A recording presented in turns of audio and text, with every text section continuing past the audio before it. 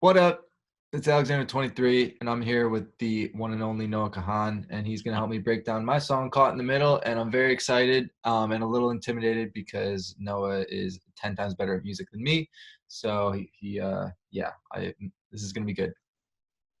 That's not true, Alexander. Thank you so much for having me. You're amazing. The song is amazing. Every song you put out has been great. It's an honor. I've been a fan of yours since you first put out music, and I remember having you on my live stream, and it was like the coolest thing. And it got me a lot of residual followers, and it's just done a lot for my career. So thank you so much, and thanks for having me, man. Congrats on the songs. Thank you. I got some questions for you that I'd love to ask. I'm using my phone, so I can't look at my notes app, so I have flashcards. My Flashcards girlfriend's are a a good teacher. look, dude. Oh man. Yeah, flashcards are coming back into style. My girlfriend's a teacher, and so she has them all the time, Wow. and they just keep me organized. You got easy access. I would have to like go and buy flashcards. I know, because usually like when I have to write something down, I'll use my notes app. But now my notes app is so jumbled now that it's like song lyrics, grocery lists, like my Amex password, Yeah, all sorts of different I've stuff, started man. making folders on my notes, which has really helped. But Oh shit, dude. it's a tough thing to upkeep because you just want to scribble stuff down fast. I was never organized. I was the kid back in middle school whose backpack was just completely full of papers, like with absolutely no dividers, and like I would lose all Yeah. my assignments. So I got to figure my shit out. But I have some questions for you. All right, hit me. Um, I'll start with my first flashcard. This one just says, "Hey Alexander, how are you doing?" So we can move on from that one. We can There cover we that. go. I'm doing good. I gotta have it all down. Okay, my Love first it. question about the song "Caught in the Middle," which is a great tune, and I think it's really fun. Some of the lyrics are really fun and like playful, but also really deep. Which is, I feel like a theme that kind of goes across your songwriting is you have a really good grasp of, you know, finding the carefree elements that can blend with the really thoughtful themes. So my first question would be about the infamous dog line, which is, I wonder if your dog thinks I died. Essentially, is what you're saying, right? Yeah. I think if your dog. I wonder if your dog thinks I passed away. And my question is there a dog you had in mind when you wrote that line? Is that a song? Is a song about a real relationship? Is it about something that happened to you specifically, or when you wrote the dog line, was there a dog you were thinking of in your heart? There was certainly a dog I was thinking of for that line. Definitely. Yes. There's a real dog. But unfortunately that dog actually had passed away, before me. But that Darn. doesn't really change the lyric at all because it's so weird, dude. You break up with someone, you really do break up with their dog too. And you can't explain that to the dog because the dog, usually does not speak English, at least in I my know. dogs. It's unfair almost, man. 'Cause it's like you don't get the closure because like that dog becomes a part of your life. And I just got it. I just got a dog, and I'm trying to imagine like a situation where I broke up with my girlfriend and I had to leave the dog too. It's almost harder to leave the dog sometimes. Oh, certainly. Let's get a little dog action on the camera. Yeah. If I had to leave this sweet thing, I don't know what I would do. Hey, Penny. Oh my God. What's up, baby? Oh my You'll God. never leave me, right, Penny? I won't push you away like everybody else in my life and my parents. I love you so much. Yeah, man, it's hard. Like my folks recently separated, which is sad, but they my mom's dog just went with her. And I'm like, what the fuck, dude? Like I have to like drive. I have to drive to go see my mom's dog now. This is unfair. So Yeah, I feel that line a lot. That was really a really smart, like kind of cool line. So I'm glad to hear the backstory behind that. Definitely. My next question was about TikTok. You have a huge following there. I think, and you can correct me if I'm wrong, you use TikTok to promote some of your music. You kind of do like a video of a song. I'm not sure if you write it for TikTok or not. And then you kind of like tease it. And I really like the way you tease your music. It's fun. You're interacting with your fans. It's really cool and really smart. I wonder though what your feelings are on making music on TikTok. If there's like a lot of positives you found, if there are any negatives, and how you feel about the kind of the musical landscape on TikTok right now. Definitely. I think I'll answer that in a couple different ways. First of all, at least for me, I try not to like tease stuff unless like the writing process is pretty far along because I don't want to like, for me, like the process of writing a song is so sacred and so like cathartic that I don't want to like mess with that process too much. So I don't want to like tease something and then have, people react to it and then have to go back and finish it, which honestly was one of the difficult things about Cry for Boys. Like I thought it was done and I teased some of it. And and ended up that it wasn't done. And then took me a while to finish it because I was kind of like, well, they already like this part, but now I don't want to add too many new parts. And then I was just like, I can't think like that. I got to just do what's best for the song. But even like Caught in the Middle, which is like I feel like some fans' favorite songs, like I feel like I teased that on TikTok and it didn't really go. So it can also like lead you in the wrong direction sometimes, you know. And sometimes like the best 20 seconds of a song isn't necessarily the best song. And I think at least for like Caught in the Middle is one of my favorite songs I've ever made, and like it's not a song that I think like did or will work on TikTok, but that doesn't mean it wasn't important for me to make it. Totally. Those are like really great points. I've experienced that a little bit. Like I'll put a song on TikTok or I'm just messing around with, and then I don't have it finished. And then you're like, holy shit, the reaction to the song changes the focus of the writing. You know, like a lot of times I'm writing songs to prove to myself that I can still write a song, and like I'll put it on TikTok a little bit of it, and then it blows up. I'm like, oh, I'm fucking awesome. And then I'm like, I don't even need to care anymore for this verse. Or like I don't need to like, I'm trying to satisfy what like the top comment liked about the song instead of what I liked about it initially. It's and that's just like kind of like a cynical way to do it, but I feel you there, man, for sure. It's hard. Totally. And also I just kind of think back, like not to reverse engineer, but like to like some of my favorite songs ever. And like they're not songs that necessarily would like go crazy on TikTok, you know, like, and I want to make that makes people feel connected to it for like a long time, not just, immediately on a screen for, 20 seconds. Yeah. And your music has a real, there's a lot of thought that goes into it. And like in return, there's a lot of thought that needs to be had about these lines. Like my favorite part about Caught in the Middle, like I was just listening to it again yesterday in the car.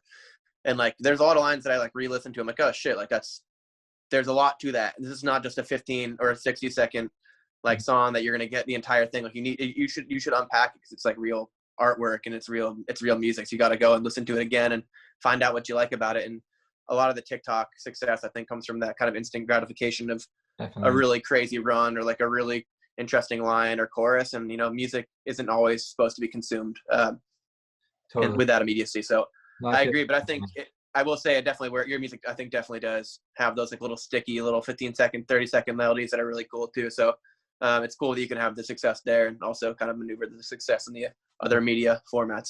I appreciate that. Definitely a balance. It's a balancing act for sure. But I try and just think of it as like, this is a tool to get more people to hear my music in general, like just in a more of macro sense. And that kind of helps me, I feel like, find a balance as far. But I'm still working on it, and I still like bang my head against the wall thinking about it every day. So certainly don't have it figured out. Do you find it easier? Sorry to go digress away from Caught in the Middle, but I'm interested. Do you find it easier to kind of manufacture your TikTok presence or your Instagram presence? You have like some really funny shit, and I like the way your once a month live streams are great. Your aesthetic on Instagram is very directed, and I really like it. And on TikTok as well. Do you find one more fun than the other? Or do you find one more stressful? Yeah, I definitely find Instagram easier, I think. Okay. And TikTok definitely a little bit harder, just because TikTok you're like Instagram, like it's not like you're not really like competing, like the people who follow you have already like self-assigned themselves as people who like your sense of humor and your music, like so it's a little bit easier to interact with them. Like TikTok, you're going against everyone all the time. It's like instantaneously lost in the feed, like, which I think is a much taller task. And instead of just like serving like the people who are your fans, you have to sometimes consider serving like everyone in the entire world, which can be like pretty overwhelming. That's very true. Yeah, you have a better sense of your audience on Instagram probably. Okay, cool. My question that I really want, like my question I want to know the most, is you do your own production, which is really impressive and always really cool. This song feels, and this is supposed to be a massive compliment, it feels like maybe the most left to center of the production you've had on your other songs. It almost has like a 90s alternative feel to it, which I really think is super cool. And I wonder about how, in that being a little different, was the production process harder, easier? Was it more experimental, and like did it take a lot longer, and how did that go? Because it feels like really, really unique and cool to me, and I wonder what it was like. Well, first of all, thank you, and second of all, it took less time. I feel like I grew up listening to so much of that music that I actually like feel like I have that feel like semi dialed in. Like it was a very like natural thing to do. I think it also helped. I wrote like that guitar part, not that it's like a brilliant guitar part, but that little like dinky guitar part on tour. and like would kind of sometimes jam to it before sound check and stuff. Right. I think definitely influenced like the feel of it a lot. But yeah, I'm glad you think that. I'm glad you said that, because I feel like every once in a while, and you'll probably relate to this, I feel like I do something musically that is like kind of out of my own league. Like I do something Right. Yeah, like, you're like, oh shit. I'm not like good enough to know what I just did. I can't like tell you what just happened, Yeah. but I know that it was really pretty cool. And like some of just like the chord changes and harmonies in this song, I'm super proud of. So Yeah, it's definitely like it inspired me to be like, damn, I gotta put some like that's like a chord change that like if I pitch that in like a session with somebody else, they'd be like, absolutely not. Like I might not even do it, but like yeah, having it actually hear it like in the context of your song, like, that shit's really cool.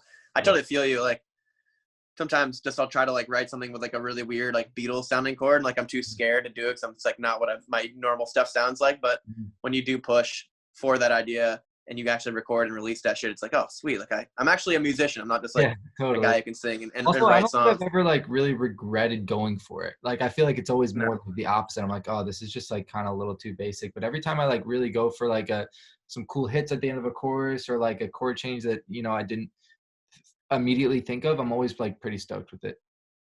100%. Yeah, it's a good feeling, man. Like you feel yourself growing. It's so easy with like the algorithmic Spotify stuff and playlisting and like your audience already being there. Like it's so easy just to go with what you usually do and like know it'll have like a degree of success that makes you feel comfortable. But like reaching for something different.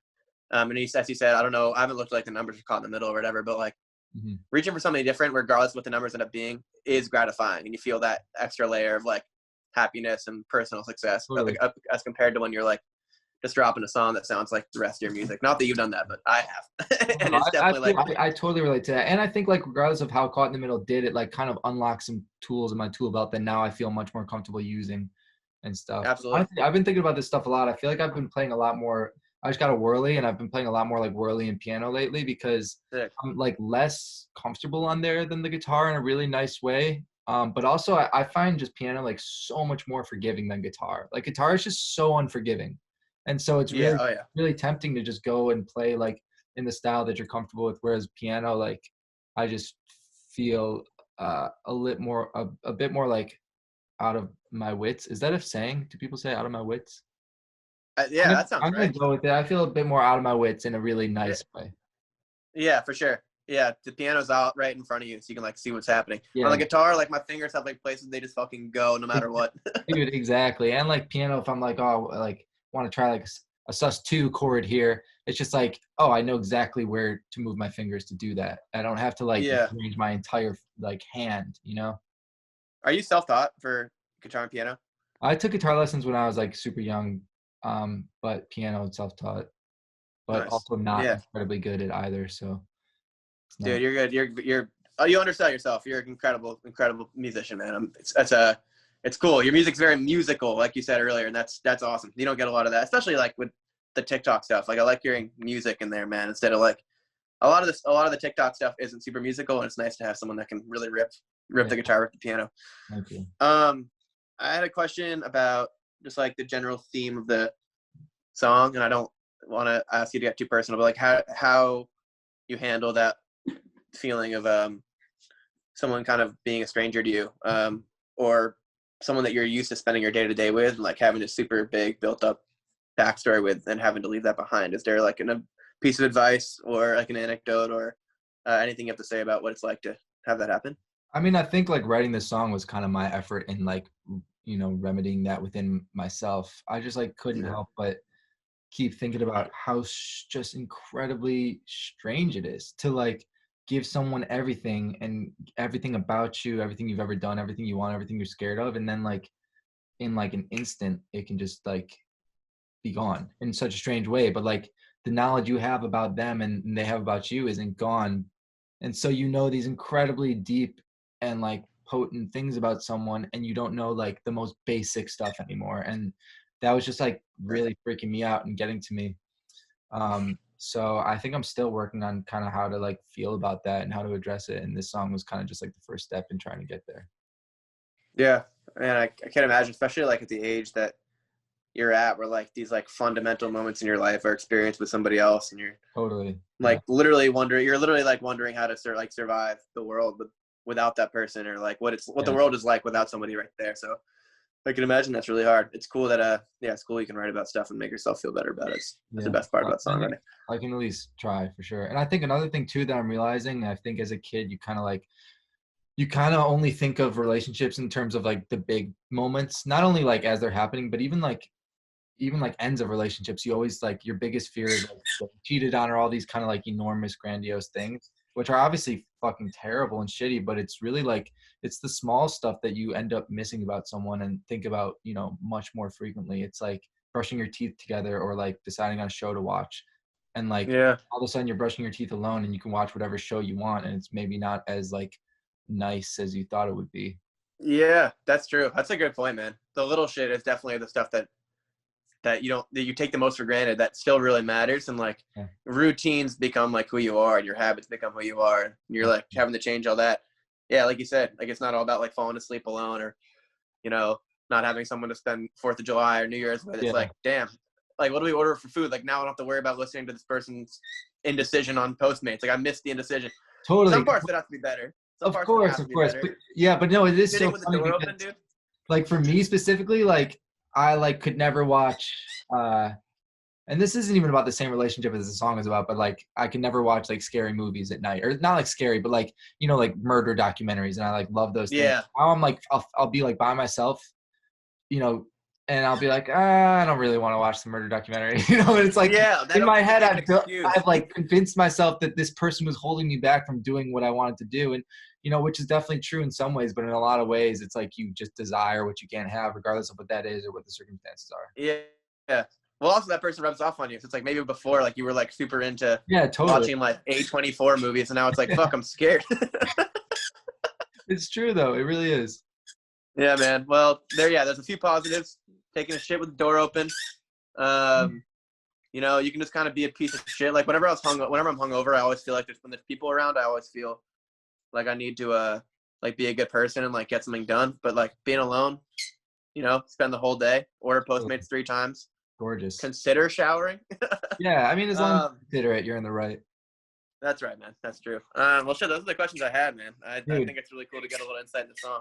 Yeah, thank you so much for doing this. I really appreciate it. It's an honor to go over some of my music with someone whose music I adore so much. So thank you so much for doing this. Yeah, thank you so much, man. Excited to hear what's next, and congratulations on everything so far. No doubt.